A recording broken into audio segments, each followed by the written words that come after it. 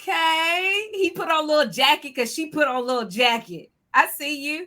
And I think we were still coordinated, D. It was very cute. But anywho, hello everyone. Happy Monday. I wish there was a Monday because I feel like a yay on this Monday. Hello, every beautiful body out there. If you're not familiar with me, my name is Blair G. Hervey.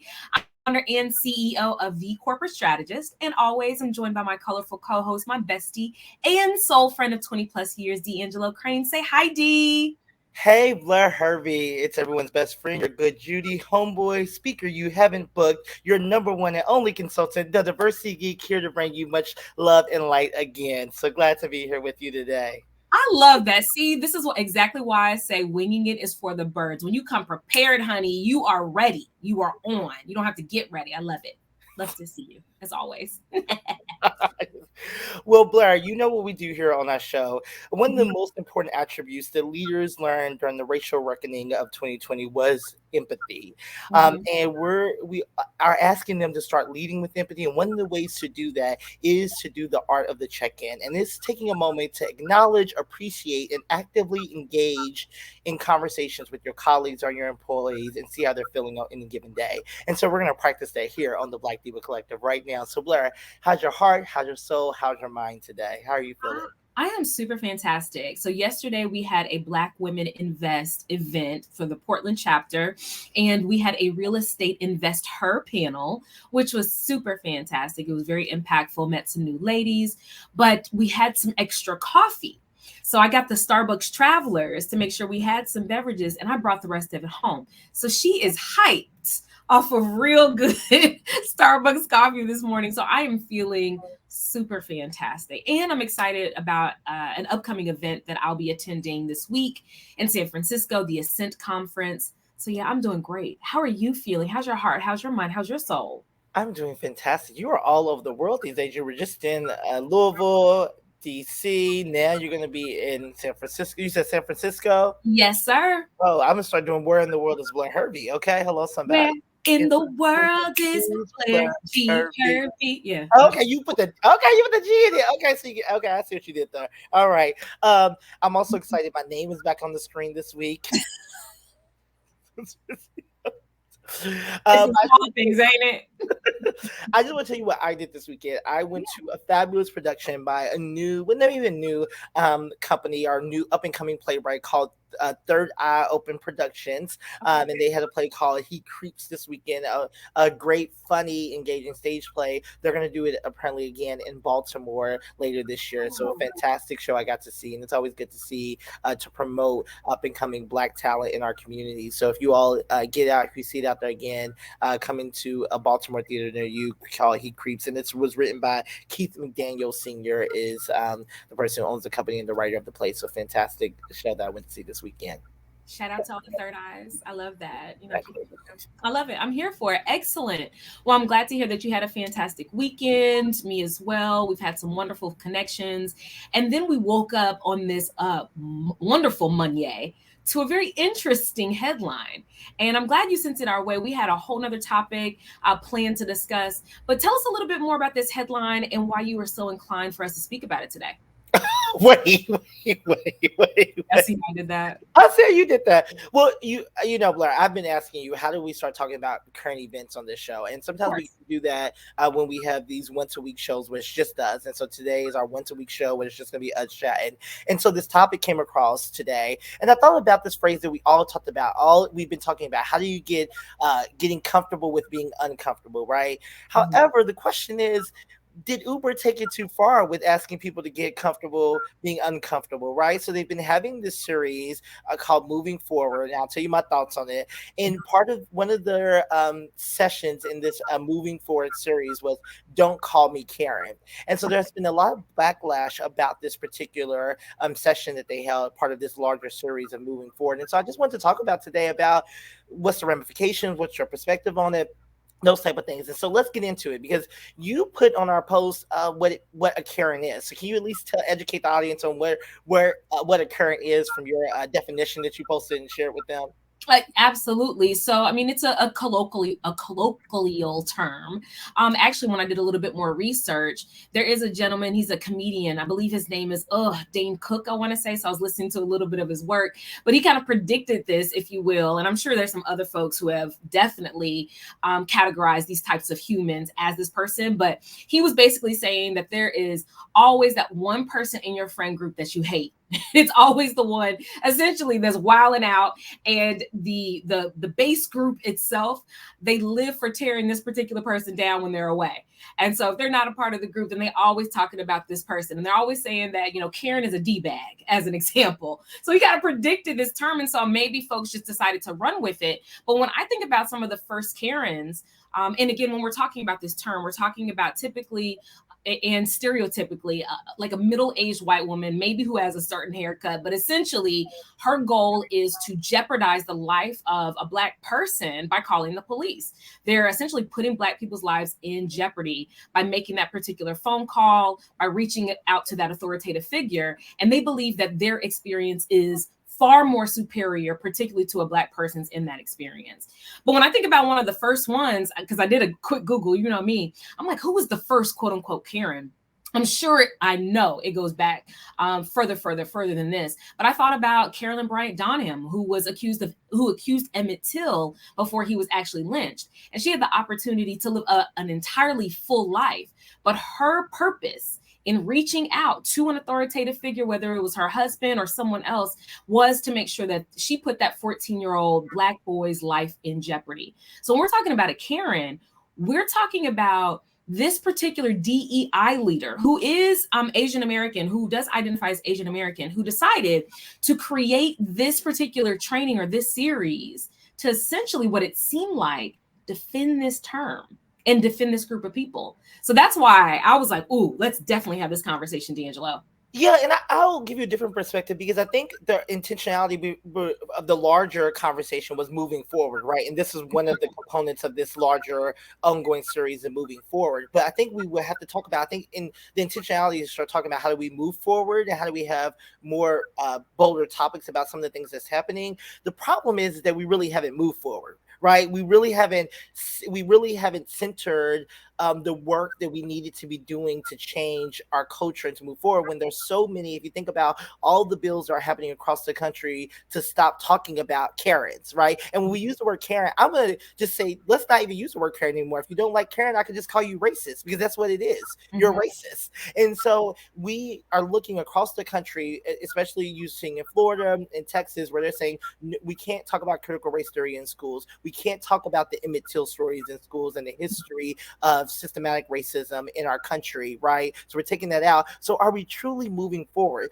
So to have a series called Moving Forward, when maybe your organization may be doing the work, but nationally we're not doing the work, or there's still 50% or 60% of people who don't believe in some of the work that we're doing, is that more tone deaf than anything? So I just want to say that I think this was part of a larger series, and maybe it was right, but maybe this particular subject was not the right time to do it. Yeah, I mean, I think about, the term that we use all the time, which is the I in DEIBA, right? Inclusivity. And one of our goals is to definitely create space for everyone to feel safe. But we wouldn't even be talking about inclusivity if there weren't Karens of the world, where we had to create safe spaces to share those particular experiences and that impact. So, I mean, I definitely understand, like you said, what could potentially be Bo's intentionality, and that's the woman's name, Bo Young Lee. I would love to have her on the show for her to actually share what her true intent behind creating that particular series was, because there were executives that were on that panelist, DeAngelo, which I found very interesting. So some of those panelists included the head of people, Nikki, and I will not mess up her last name, but Nikki K, director Megan Mushbach, which is the senior director there of maybe EATS, I believe. And there was the director of diversity and inclusion strategic initiatives, Diane Creeman. So oftentimes when we're thinking about inclusivity, what do we always say? We're like, who's at the table when these kind of conversations are being had? And I find it interesting, and I could be totally wrong, but based on some of those titles and some of those individuals, none of those people were Black people. So again, when we're thinking about having conversations about terms that were created specifically to oppress a certain particular group, don't talk about me without me. You feel me? Like, you need to make sure that there are people in that room who can sign off. And, we all don't speak for the entire group, but at least to say, let's consider how this may also make our Black community feel as we're creating this space for white women to have a conversation about this particular topic. Yeah, I think it's for me. It's I could see that I think you're right onto something about the dynamic of the makeup of the panel, but also it's really about this backlash came also after they did a part two of this, right? And the repercussions of her now being asked to step down from her or to take a break from her position was because they did this twice. And the second time around, after employees had already shared their concerns and their thoughts about the session and they're being disappointed and hurt by the session, she did the session again and continued the conversation. And lots of employees said they felt like they were being educated, or they felt like they were being belittled by the people who were talking about this subject. I mean, it goes back to, it makes me think of something that we kept talking about during the racial reckoning of 2020, when we talked about white women tears and how many times we went and had conversations with our white peers and they would start crying. And so they stopped centering our issues. And then we were the ones to say, oh my goodness, I'm so sorry you cried. I didn't mean to do that. When Black people underrepresented communities have been crying for years. We've been having these experiences and now we're consoling you for something that we're going through. And so I think that's what employees felt. And I think how might people have been listening more the first time around, we may have been able to change the dynamic of the panel the second time around, or add more people of differing thoughts on that panel discussion to make us definitely all get uncomfortable, right? But I think the other thing is that, are we not allowed to have these conversations when we're talking about DEI work? Because the question is, because we also know there's lots of conversation around how white men are feeling like they're left out of this. And I want to talk about that, but I want to go as I talk with you. But talk to me about that. Like, are we not allowed to have these conversations on the other side? That's why I was going back to that I. Right? The I is the tricky place to be. And I love that I spoke to Dr. Loran Starr most recently. She is a DEI leader as well. And she has this book called Evidence-Based Inclusion. I have it around here somewhere. And so in this book, she talks about strategic ways of ensuring that, folks feel included and we can measure safety and things of that nature. The answer to your question is we should be able to have those conversations on both sides, because the first thing you led with was, how do we get comfortable with being uncomfortable? And the intentionality, from what I've read and the research that we did, the intentionality behind this series was to allow white women to share their perspective. So again, if we're talking about the quote unquote other side, or the inclusivity of this conversation, and I think about this as I've worked with white women very closely in Junior League. Okay, so if you all are familiar with Junior League, it's a predominantly white philanthropist organization, done some fantastic things in the Portland area, but historically has been all white. This is our first year that we actually have a woman of color as a president, an Asian American. Her name is, shout out to Jeannie Nguyen. So when I think about the conversations that have to be had, white women in those spaces are often feeling like, as we're continuing to diversify, we can't speak up. If we say something or if we feel something, we have to clench our butt cheeks and we can't cry, to your point, right? We have to create space for others. So where do we create space for folks who, I was about to say for folks who have done the oppressing, but where do we create space for everyone to have those conversations, DeAngelo? If we can't have conversations about the differing opinions, then where do we make space? And then as DEI practitioners, is it not our responsibility to think about how we do that? It is our responsibility to think about how we do that. But first and foremost, I think what we get wrong about these conversations, that have we created the psychological safe space to have these conversations? So what conversations did the organization feel that we weren't having for us to get to this conversation that they felt so strongly about, right? And also, did we once again create this trust factor with our Black associates or with our Black and brown associates that we're having this conversation, so we can intentionality to bring these issues to alert and also move the conversation forward on what are we doing as an organization to help this, right? But the other thing is that if I didn't look at the makeup of the Uber organization, but the other thing is, if you're having these conversations and you have not aggressively worked towards having more if you have not done the things that you said you were going to do when it comes to your diversity goals, right? When it comes to your performative actions that you committed to in 2020 and beyond, of course, organizations don't want to have you have this conversation because you haven't finished doing the work, right? So I think it's about, A, have you done the work? So now that people who are in leadership roles um, look differently in leadership roles, and they can be part of these panel discussions. But you've done the work, and you had lots of different panel discussions, and you're also seeing that the experiences of Black employees at your organization are on par with the belonging of other people who are non-Black or non-underrepresented within your organization. So then you can say, oh, I've built the psychological safety within the organization to have these conversations, right? So first, you got to really go back to, have you really done the work? Mm-hmm. Are you just throwing things out there to shake up the organization even more that could already be fragile right now? Yeah, that's a very good point. So when I think about that too, I think about, how we go into organizations and we start working with them. And oftentimes they may say, hey, we just want a training on microaggressions, or we want a training on unconscious bias.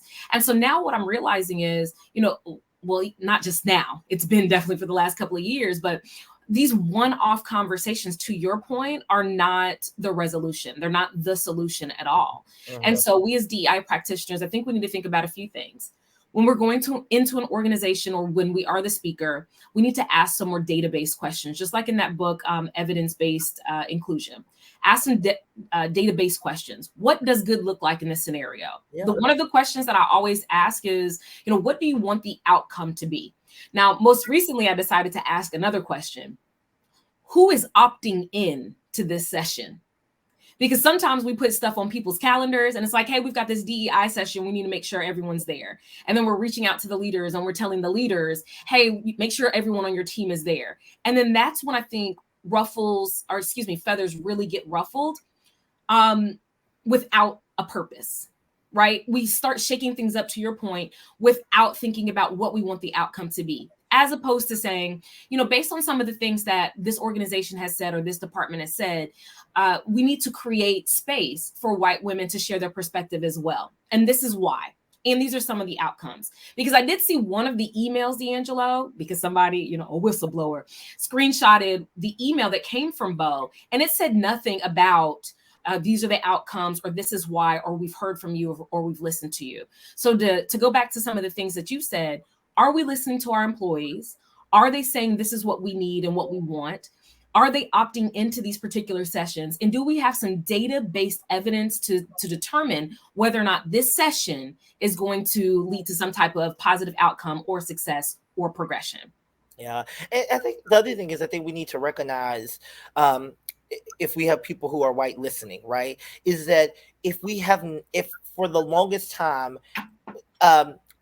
organizations have centered white voices because they've been the people who've been leading the conversations, any conversation within the organization. So to have a conversation that centers white people or white women is also sometimes can be counterproductive to your organization. And we've already done that before. So to have a conversation around Don't Call Me Karen, did we have, and once again, we don't know the ins and outs of, we haven't seen the session yet, but the question would be, and if anyone at Uber who watched the session wants to come on and talk about it more, we gladly invite you on, right? But the question for me would be, what was the education and what was the understanding before we got there around why that terminology was in use, why people felt strongly about that terminology, why that terminology was hurtful to people who were of the underrepresented community when they have to use the word Karen, right? All the repercussions of Karens and how they've and how they degraded and how they really have hurt the Black community, right? So I think that's that kind of conversation. And then once again is to, if you're not a Karen, then what does it matter to you? If you're not exhibiting Karen behaviors, if you're not being a racist, why should we even have to talk about this Don't Call Me Karen conversation? You know what? And that's a great, and shout out to all the good Karens out there. One of my very best friends, her name is Karen. She's a Black woman. And nonetheless, I mean, when I think about that, and I know oftentimes, I mean, you and I do it too. We think about the content of the conversation that we want to have, and then we're like, okay, what's a spicy title? Because we're thinking about marketing and we want people talking about it, and we want to get people in that environment. But at the same time, that title could have been a million different things. It could have been, I don't want to be a Karen no more. Or it could have been the makeup of the Karen, or it could have been the history of the Karen. But don't call me Karen. I mean, it's almost just like defending, like I may be exhibiting some of this racist behavior, but that doesn't make me racist. Like you said at the beginning, it does, boo. And but in the beauty in all of this is there's some work that you can do to make sure that you're never called this, or to make sure that you don't exhibit this behavior anymore. I want to be better than the Karens, whatever you want to call it. But I thought about several different titles. Could you think of some other things they could have titled this particular session if they wanted to? Yeah, I mean, you already named them all. You already named them all. You know, over Karen. I don't want to be a Karen no more. I mean, there's so many other things, right, that they could have named this session to talk about the implications and the understanding of the word Karen. But once again, I'm just not even going to use Karen anymore, because no offense to all the Karens out there, I just want to say racism and racist. Let's talk about what it means to be an anti-racist and a racist, and we have those conversations in our organization. We can start saying we no longer want to use the word Karen anymore. We're just going to use the word racist, and then we won't have to soften it. Like I said, I started with, that terminology is a term that we use to soften and to identify people who were doing exactly what you said, calling police on Black people, right? But it is a racist action to do that. So no longer I'm not gonna call you Karens anymore. Don't call me Karen. I won't. I'm gonna call you racist. Hi, racist. Listen, but I mean, just to throw out some other nicknames that were out there. You remember in 2018, a woman, her name was Jennifer Schulte in Oakland, California. Honey, she earned the nickname Barbecue Becky for calling the police on Black men using a charcoal grill in a park for their barbecue. And then, you remember that one? Then there was also Permit Patty, who called the police on some young boys. I think they were selling lemonade or something like that, or waters in their community. There's Cornerstone Caroline. But at the end of the day, we can think of all these creative names, but I like what you said, DeAngelo. There's no point in softening what needs to really be said. And we need to call out the behaviors. We need to work on dismantling white supremacy in organizations and in different environments. And we need to work harder to say, how can we move forward from that? But we have to have some building blocks and really progress together. True. And I would ask my white brothers and sisters to do some reflective thinking on why you feel like these conversations need to be had. It's a privilege for you to think that we need to have these conversations around why are we talking about DEI issues, and why are we not talking about the white man's plight or the white woman's plight. The thought that even comes to mind to me says there's some deep work that you need to be doing. So there's this I saw today. It was I think I'm gonna repost it. It's called Aggrieved Entitlement. And it looks like this. So there's a Black woman and a white male. The Black woman standing up and the white man sitting down on the bench. And she said, I think I deserve to sit on this bench. And that's what we're asking when we're thinking about inclusion and belonging, is saying I deserve to be sat on this bench, right? And then but what happens is the next part of it is the white man is on the floor of the bench and she's sitting there, and he says, oh my God, I've been pushed off. There's no room for me anymore on this bench, which is a big bench, right? And so that is sometimes what we're thinking in our head. And I think we need to stop, not us, I'm saying people who are non-Black, not underrepresented, think that they're being pushed off the bench when there's space for both of us on this bench. So when you're thinking about I feel left out in the organization, ask yourself, well, isn't there still top leaders in the organization who looks like me? Are there other people in this top organization who look like other people? Are there still majority who look like me? That's the first thing you need to ask yourself. Secondly, ask yourself, why are you feeling this way? Who did something to you, or did you do something to yourself? You got to start being reflective of your own actions and your own thoughts around this and how you are showing up, and not blaming this on everyone else. And maybe you need to think about the fact of the matter that you need to get out of being Ken or Karen and evolve from that into something new, so therefore you won't feel these ways. So I just want people to be reflective, because we won't need to have these conversations of don't call me Karen if you're being very reflective on what you're doing and how you're showing up. Absolutely. Another book that I just thought about as well that kind of pertains to this topic is called White Spaces, Missing Faces: Why Women of Color Don't Trust White women. And so when I think about this book, a part of the definition, or excuse me, the description says white spaces are toxic breeding grounds for racial interpersonal violence under the guise of feminism and women's empowerment. White Spaces, Missing Faces boldly objects the illusion of inclusion and exposes the unrepellent truth about the weapons of whiteness used by white women to silence, marginalize, violate, and oppress women of color. So when I think about this particular session, I think about what Catrice M. Jackson is saying, and shout out to her, go get her book.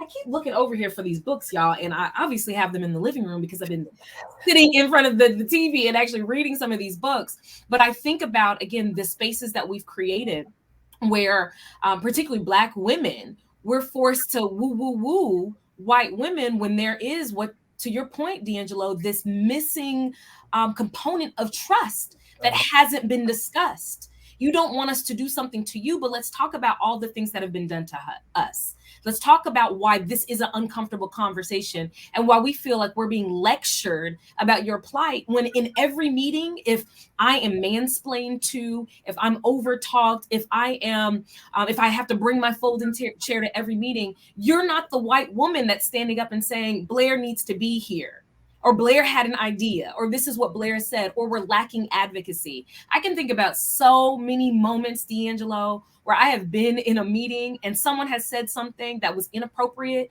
And I'm like, did you hear that? And then they want to speak about it afterwards. No.